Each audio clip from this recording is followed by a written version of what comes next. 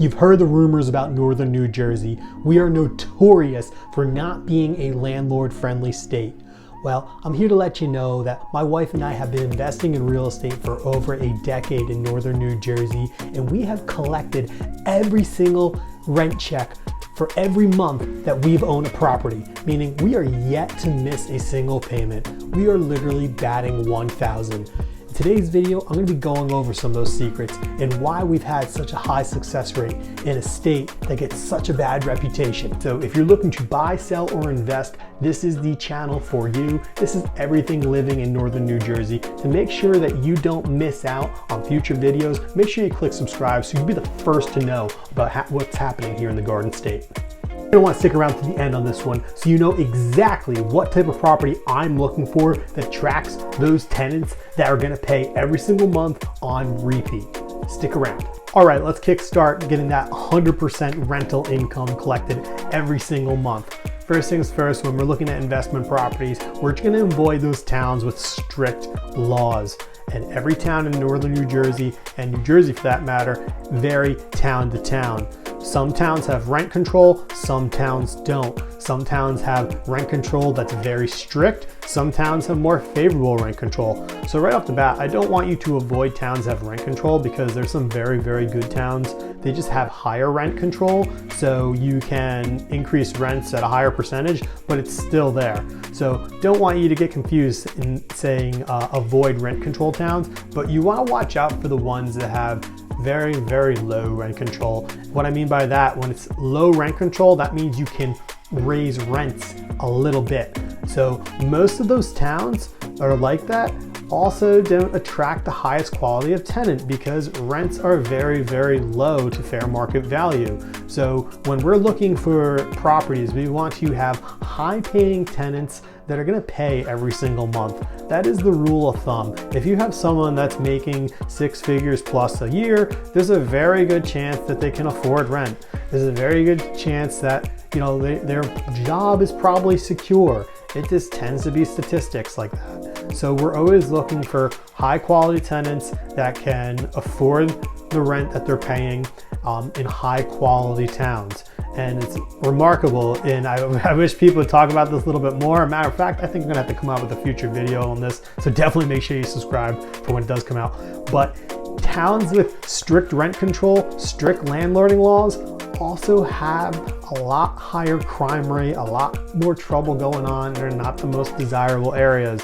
So it's kind of funny how it goes hand in hand that investors don't want to invest in those towns and they don't really develop as fast as others. I always look at the landlording laws, the rent control laws, and bring it all into the mix when deciding where I'm going to purchase my next investment property. Screening and powerful leases. Of course, we all know that you must screen your tenants. I use NTN, National Tenant Network. It has hands down been amazing. One of the most in-depth. I do not use the Zillow one. The other screening tips that you're going to want to consider are past landlords, reaching out to them, having conversation, checking out how their vehicle looks. Is it neat? Is it organized? Typically, what a person's vehicle looks like is what their inside of their home is going to look like. They go hand in hand.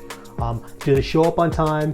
Do they answer texts quick? Do they get back to you when they said they would? Things like this are all things you want to consider. Now, just because there is one of them might not be enough to say no, but if you start seeing multiples of all this that don't add up, it's definitely a red flag and you want to have some concern. Make sure that everyone understands the lease, and the lease is very powerful because at the end of the day, a weak lease kind of shows that you're weak. If you're going to use like the standard New Jersey lease, not the best of ideas. I would definitely go for that ironclad strong lease that has edits to it, addendums to it that really show what exactly your expectation is, and people will respect that. Tenants know that you have everything in order and you're respectable. Why a super strong lease?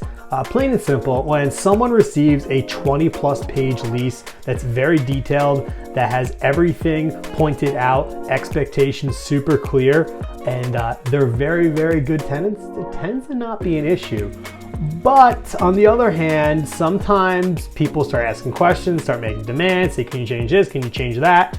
and it's not within reason, well, that tends to be a major red flag. So when I have that powerful lease and I get a lot of pushback, I tend to end the deal right there and move on to the next set of tenants. Future landlords, do me a favor, drop a comment below, something that is scaring you about being a landlord, because I was in your shoes once before and I am here to help to avoid those fears and help you be on your pathway to financial freedom.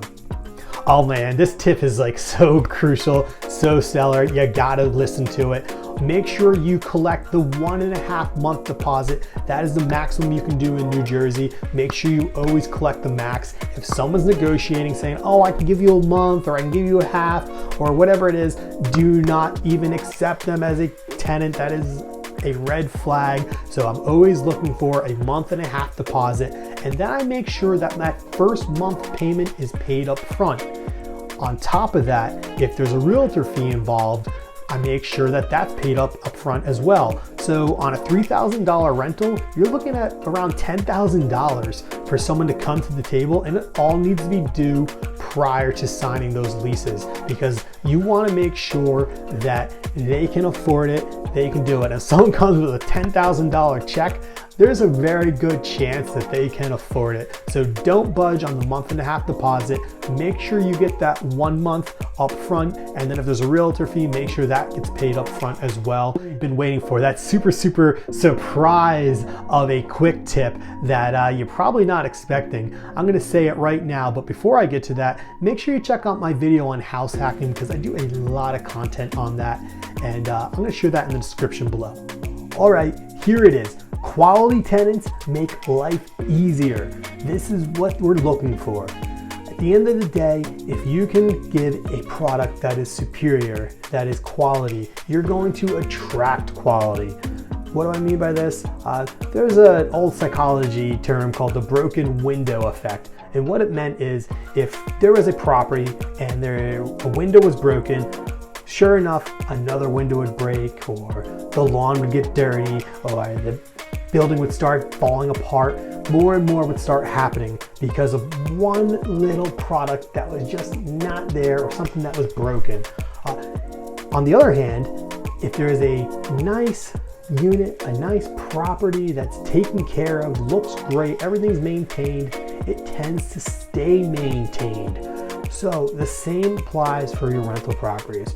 When you're looking to find a property, you want to make sure that it is a quality product.